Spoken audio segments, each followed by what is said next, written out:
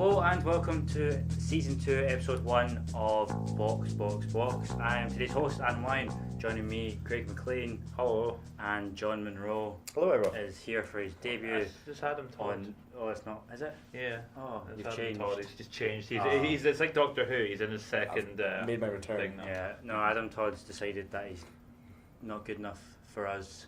And he's gone to Rock Sport instead to talk about motorsport. That's not a bad trade-off. True, yeah.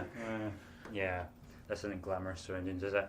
But anyway, today we're going to talk about final driver confirmations, Lewis Hamilton, Grid Girls, Daytona, and a bit of Formula E as well towards the end. So we'll just start off final driver confirmations. The final two proper drivers for next year were confirmed in the last few months, Sergei Sorokin and Charles Leclerc. Your thoughts on those guys? I mean, I rate Leclerc very highly. He's in the sort of lower formula, he was up the right end of the grid all the time, but in GP3 he quite easily won the championship, and I think that the stats actually don't speak volume in Formula 2. I think that he could have gotten a lot more of a gap over the rest of the field than he did. He had a few unlucky DNFs here and there. I think I remember him being crashed into at Monza. So incidents like that, but yeah, he still cruised to the championship in Formula 2, so he's definitely ready for Formula 1.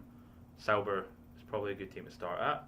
I think this season will be a lot stronger than they were last year. And then going on to Sergei Sorokin, slightly unexpected choice, but he's done well in lower formula. He's been up the right end of Formula 2, so him with Stroll, that now has a season experience in Formula 1, could be quite a close driver partnership at Williams. Yeah, John, obviously the Williams drive was a heated debate for months, obviously between Sorokin and Kubica. Do you think it was a case of money talks in the end? I honestly don't at all. A lot of people have been saying it's a lot about the money and stuff like that, but for me, I think Williams had an amazing marketing opportunity with Robert Kubica, and there would have been a lot of money in that as well. I think that Kubica will bring as much sponsorship as Sorokin. I think what Williams did, a lot of people are kind of not really noticing this fact, but you know, Williams by going for Sorokin over Kubica, for me it's not about them going for more money. For me it's like they've clearly done the research. They're going for who they think is going to do the best job in the car, because they obviously at Abu Dhabi, Sorokin did better than Kubica. Kubica's not, he even says himself, he's not 100%. I, more than anyone else, would love to see Kubica in Formula 1, but you can't really justify it if he's not fully yet ready and he's not quite as quick as a young guy like Sorokin. I mean, Kubica's quite old as well, so he doesn't have that long on him. So I think if they were really doing it for the money, to me, there's a good chance they'd go for someone like Kubica, because he's got a good chance of bringing in sponsorship. Obviously, it's a good PR, marketing story and stuff like that. So I honestly think Williams, by going for Sorokin, have shown that they want to do well because they think he's going to be the better driver. However, it seems like the media, I don't know if you guys agree with this, but the media, for me, are almost twisting it to make it seem like, okay, they're going for the money with Sorokin. But yeah, I'm just not quite sure that's the case. I think the media are always going to kind of side with Kubica, because like it would be such a great comeback story, and anything for a story like that. They're going to paint Sorokin in kind of worse light. It seems almost like every Russian driver that's been in Formula 1 has kind of unfortunately fallen into bad light. Petrov ended up in bad light, kind of stealing Trulli's drive in 2012, I believe. Yeah. Then after that, you've got Kvyat, who has just kind of gradually gone downhill for him. Now Sorokin, so I'm hoping Sorokin can prove his doubters wrong and do good this season. And just with the Charles Leclerc case, I think that's fantastic for the sport, because you've got a young guy who's clearly ridiculously talented, like one of the most talented guys we've seen in GP2 in a long time. Yeah. Obviously, we had Stoffel Van Dorn come into F1, and now this is the second guy in a row who's dominated GP2, because obviously Gasly and Giovinazzi, none of them dominated it really. It was a close battle, and someone has to win it. With Leclerc, you've got someone there who's clearly a step above that kind of general level of really good driver. He's clearly someone special. So isn't it great to see a team like Sauber Need Money going for a driver who actually brings huge talent? Yeah. So we've had the full-time driver lineup for next year confirmed. We've also had 4 reserve drivers so far: Lando Norris at McLaren, Robert Kubica at Williams, Danny Kvyat at Ferrari, which was obviously very controversial, and Nicholas Latifi at Force India. Who are you most excited about to see do some development there? Just excited to see Kvyat and Vettel working together, to be honest. But no, I think it's good to see Norris getting a shot. I think he can continue to grow at McLaren. He deserves a chance in Formula 1 in a couple of seasons' time. Yeah, I mean, for me, Lando Norris, obviously a talent, probably the best British talent we've had that's aiming for Formula One in a long time. You know, obviously we've had like some very talented drivers come through that never really quite cut it in that never really got to Formula One. You know, like Harry Ticknell, Oliver Turvey. You know, we've got some great drivers there as well. Even like some Nick Tandy winning Le Mans, phenomenal talent. But Norris is really, you know, aiming for Formula One. He's following the single seater path, and he's going to be a phenomenal talent. It's good that he's got that reserve driver post with McLaren while they're getting used to the new engine supplier. So he's missed that horrible section that Stoffel Van Dorn's had to put up with Honda. Yeah. So that's good for him. And for me, Kvyat, I think Ferrari have signed him just to get him off Red Bull's wages, because if Red Bull have him, they can just sack him and Verstappen can keep winning races. Yeah. So for me, like, Ferrari are stopping that kind of trick happening. But genuinely, I think Kvyat's a good driver. He obviously knows what he's doing with setup. He's proven he's outscored Ricciardo over a season in the same car. So he's clearly got talent. Obviously, he's had a terrible few years, but good way to get him out of the limelight, maybe get him some track time and rebuild his confidence. Yeah, Nicholas Latifi as well. He just seems to have come out of nowhere into this reserve drive for Force India. It was just a bit unexpected. He did quite solid last season in Formula 2. I think he was kind of up the better end of the table in the final standings. I mean, as you say, it's a reserve role. Chances are he'll get the odd Friday session here and there. But yeah, you know, Ocon and Perez, he's not going to be replacing any of them unless there's an injury, which fingers crossed there's not.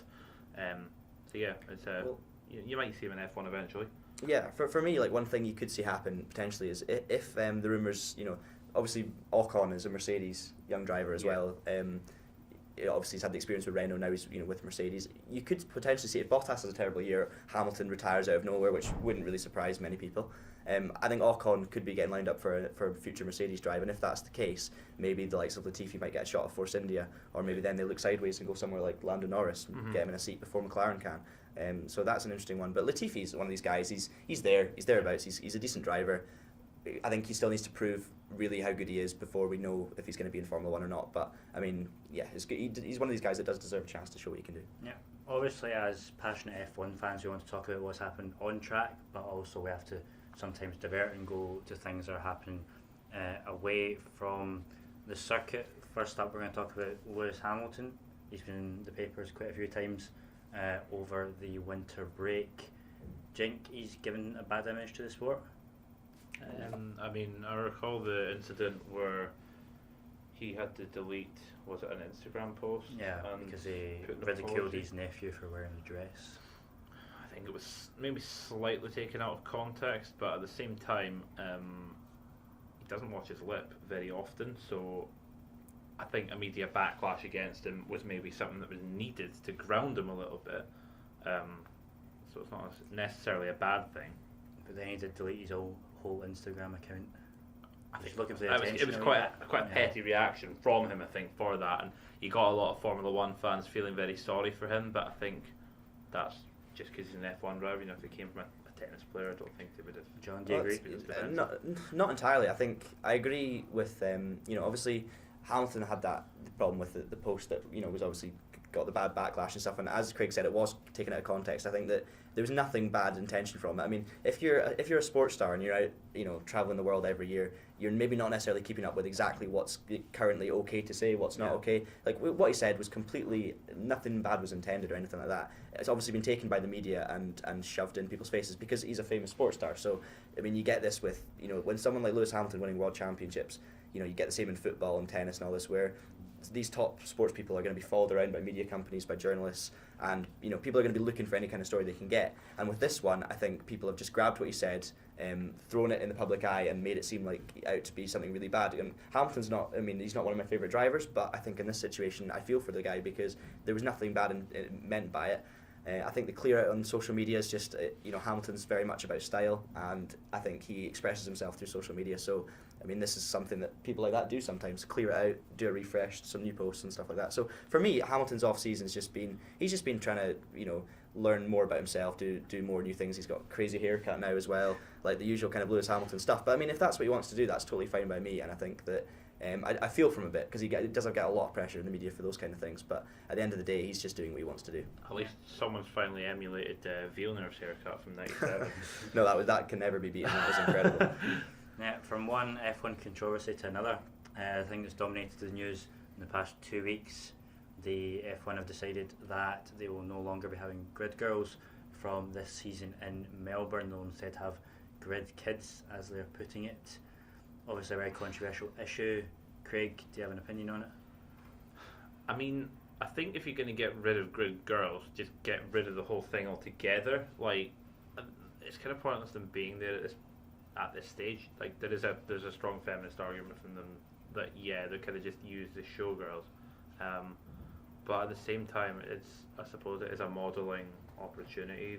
Like, they're probably looking to do it. It's probably models from local areas near certain circuits that are wanting to get this opportunity.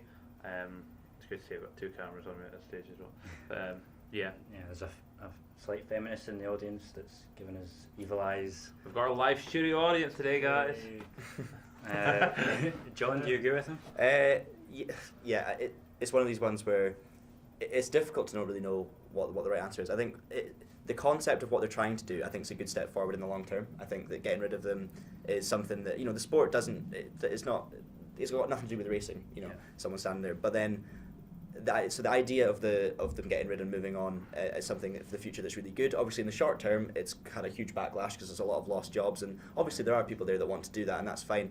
But I think the problem is it's the people that look at that job as something like obviously objectifying it is very different to what they're actually doing. So it's like it's a misconception of what they're there for. But I think that intention's right, and I think it's good that sports moving forward in that way. Yeah. But also, obviously, short term, it is going to affect people. It's going to take away jobs. So I understand why a lot of people are unhappy about it. Yeah. I think it'll all, give it some time, and for the long term, I think it's a good direction to be going in. Is grid kids a good idea? Is what I'm questioning though. Because what can you see? You can see Red Bull saying, "Okay, here's an online competition. One kid can win a chance to be a grid kid for Toro Rosso."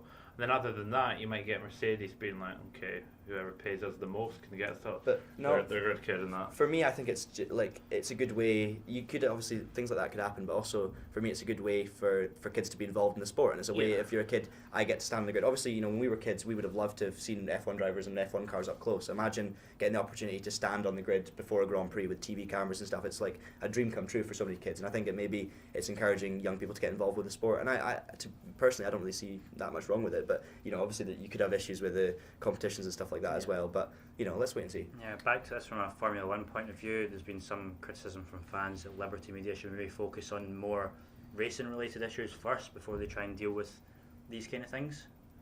I Do you think agree? there's a lot of changes coming in the sort of next few years. Obviously, we've got the new engine coming in as of 2021, and there are probably going to be a few kind of aerodynamic changes in that time. With the Halo coming in this season, that's such a big change to the car. I don't think that they're going to be focusing on, narrowing the rear wing by 10% or anything like that while the Halo's coming in. So I think fans have got to be patient. They really just have to be patient. Look at how the sport has changed in 60, 70 years. It can't just all happen at once. We can't be driving Ferrari F2004s at every single track. Like, that's not going to happen realistically. Yeah. So they just got to be patient, and there will be changes that come eventually. Yeah, manufacturers can't just up the game every they can't spend billions of pounds in development to get somewhere and then suddenly, your program's been cancelled, we're changing rules for next year. I think for me, Liberty Media haven't really been focusing on that kind of stuff more than the racing. I think the thing is, when it's off season, the racing isn't happening, so people are instantly jumping on any news they can about Formula One. So when Liberty Media announces something, like obviously at the end of the year they changed the logo, that's not a major change to the sport, but suddenly because it's something to talk about when the racing's over with, people are talking about discussing it because it's interesting because they're doing something a bit different. I don't think they're necessarily focusing on things like that more than the racing. I just think that people, maybe in the media, are focusing more on the Liberty's changes to that. But at the end of the day, they have already made changes to the racing. They're already looking into rule changes for tyres, for overtaking, for like strategies and things like that. They've got really crucial guys on board with that. The likes of Ross Brawn involved, and I think that Liberty Media is a fantastic thing for the sport. Let's wait and see where it goes. But I disagree that they're focusing too much on that aspect and not the racing. Yeah. So a few weekends ago, we had the Daytona 24hr, one of the biggest motorsport events in the calendar. Obviously, F1 was very well attended there. Fernando Alonso, Lando Norris, Lance Stroll, Paul di Resta, and Felipe Nasr, to name but a few, who have been in F1 or are currently F1 over the years. Felipe Nasr obviously getting fourth. It can only be a good thing that F1 is being shown on this sort of global stage in America. I didn't really keep track of the race that highly, but I heard that Stroll had a good performance, I believe, didn't he? He was up in the top 10.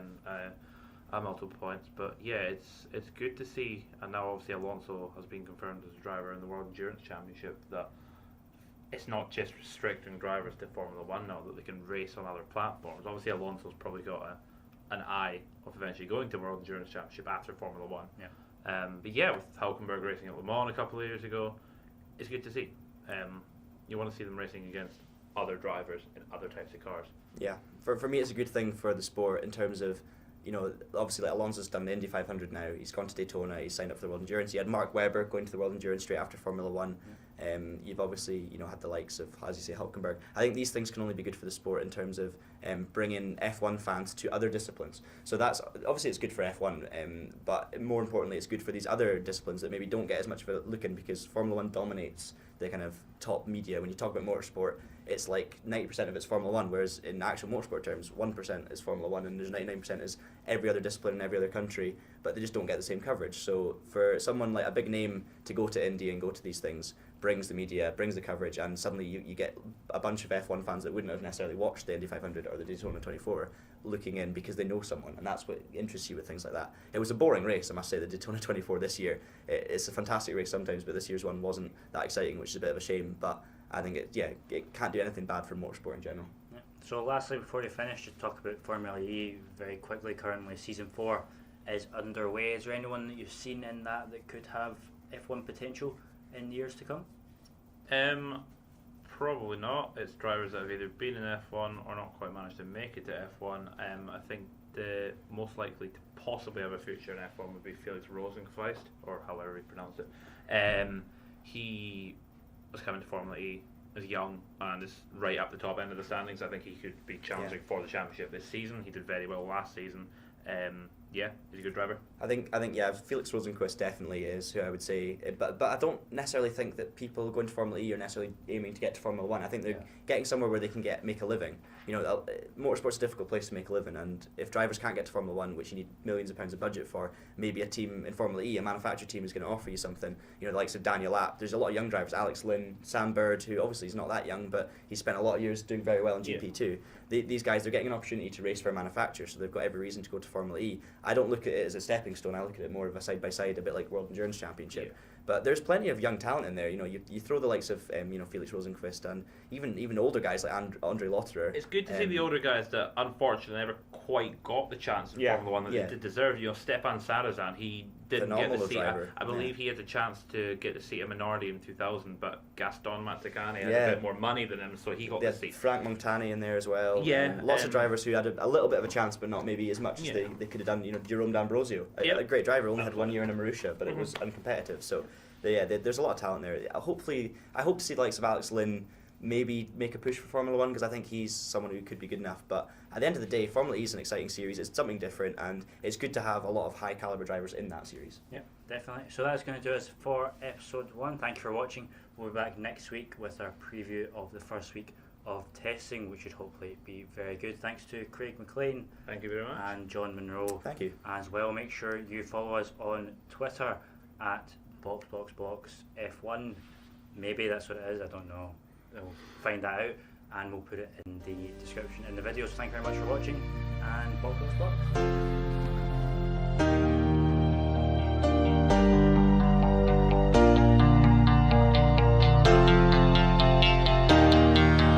You're my heartbeat, my silent drum, that is kicking